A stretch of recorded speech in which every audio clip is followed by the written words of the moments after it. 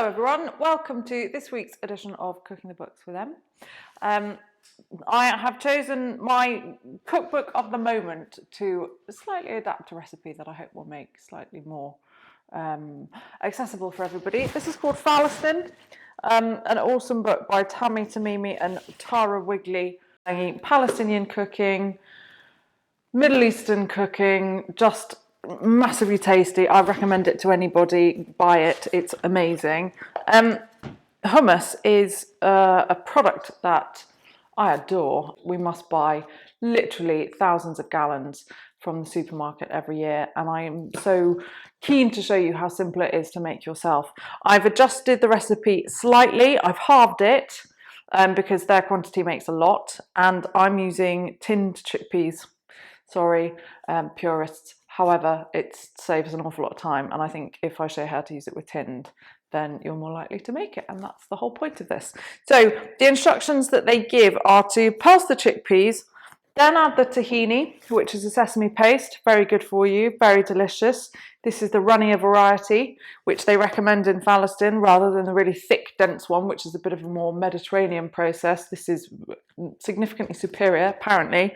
And they add bits stage by stage by stage. I don't honestly think that there is any need to do that, so I'm going to show you the quickest way of doing it. In here, there are, as I said, 1 tin of drained chickpeas. They say 270 grams of tahini, so I'm going to halve that and put in 135, which is probably going to be most of this jar, to be honest. Give it a bit of a stir. That's going to take me up to 480 grams.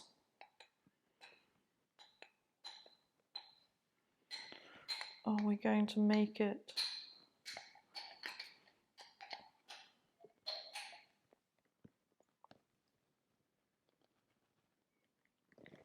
I'm not going to lie to you, it's a bit shy, but quite frankly, it just doesn't matter. It's important, but it's not that important. It's not pastry, no one's going to die. A couple of garlic cloves, just roughly chop them. These are quite fat, but we're quite fond of garlic in hummus in this house. Then it calls for 30 mils of lemon juice. Now, I don't know anybody in the world, apart from very particular people or people who are very nervous about cooking, who are going to go to the trouble of either measuring out 2 tablespoons or 30 millilitres of lemon juice. So I'm just going to say the juice of a lemon, which might be a little bit over, but I don't think that matters because I like the zing. So this is a little tip for you. Cut your lemon in quarters and then trim down here, which exposes the pips in the centre, which you can either use a knife or your fingers to get out, so you don't get the annoying crunch of the whiz of the blade in the mixer or in your teeth. And if you take out the little centre bit, it also makes it much easier to squeeze and get a lot more juice out. After the lemon juice, we're going to add a decent pinch of salt. If you don't want to add salt, don't, it's fine. It's up to you. A lot of people are quite particular about not adding too much salt to the diet, but as no salt's been added to this to start with, I'm quite keen to, and seasoning's very important to me. So that was probably about 2 teaspoons, but this is molten salt, sea salt, rather than manufactured sodium chloride, so it's not as much as it would be if it were that. And then some water. This is really cold water, as you can see. I've got some ice cubes in. Cheers. Shame it's not gin. I should be putting in about 50 millilitres, but I'm going to just go with that to start with and then play to the consistency that I like. Right, put it on a firm surface. Put my whizzer on. This might splurge a little bit, but never mind. Gentle pulse.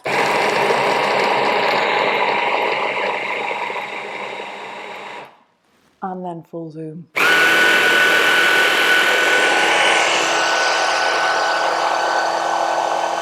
So I can see it's actually moving quite freely, which is good. In the book, it says to do this for 5 minutes, which is a really long time and really noisy for a really long time. And if you want to, then that's absolutely fine. It will make a really, really, really smooth paste, really smooth texture, which is actually quite delicious. If you want something with a bit more texture to it, just do it for as long or as little as you like. I'm going to probably do it for about a minute, and then we'll speed this up on the film so that you don't have to listen to it. And I'm going to add a little bit more water.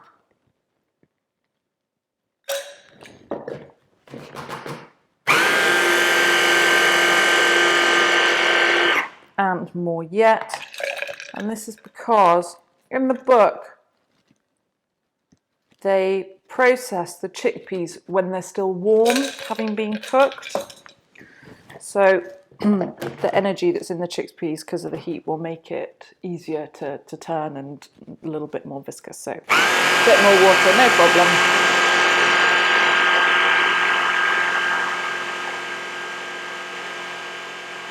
Another point to note that I haven't already said is that there is no olive oil in this, which many, many, many recipes do have in, either straight olive oil or a mixture of olive oil and extra virgin olive oil. And I love the fact that that's not in here because the flavour of the tahini really comes out and it's really, really delicious.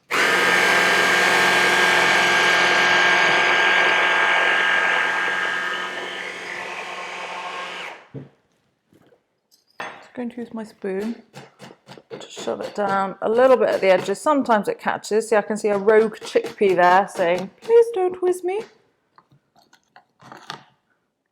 But this is starting to look very nice.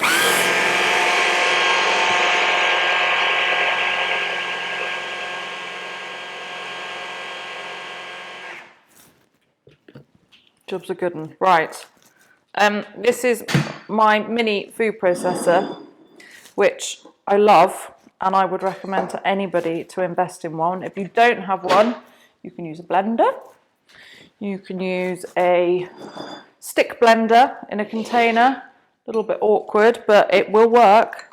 A regular food processor, but sometimes that's probably better for if you're doing 2 tins worth of chickpeas. Just because of quantities. Nice dish. Instagram, Facebook, YouTube, love a nice dish.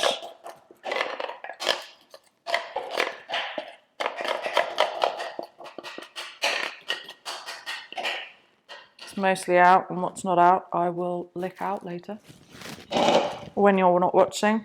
And then I'm just going to spread this out gently on the plate.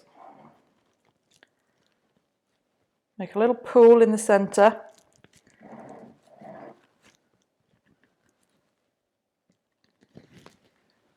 Comme ci, comme ça. And then I put a little bit of olive oil in because it's really nice to dunk with pitta. And then these are my 2 spices that I'm going to put on top. This is za'atar, and this is pul biber, which is like a very, very mild fruity chili. And this is a Middle Eastern spice with sesame and thyme and actual za'atar in. And it's just nice flavours, quite delicate, but very colourful and very Insta-friendly.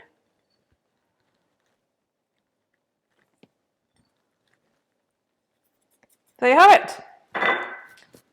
Dead easy, dead quick, dead cheap, dead delicious.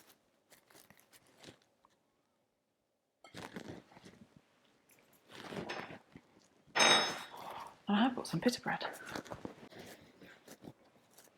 I'm going to leave that because I want to take a photograph of it, but I am going to do this.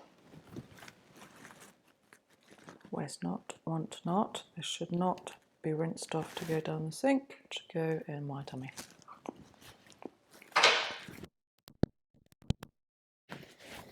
That's not me applauding myself, that's just joy. That's really, really good. Please make it. And send me photos!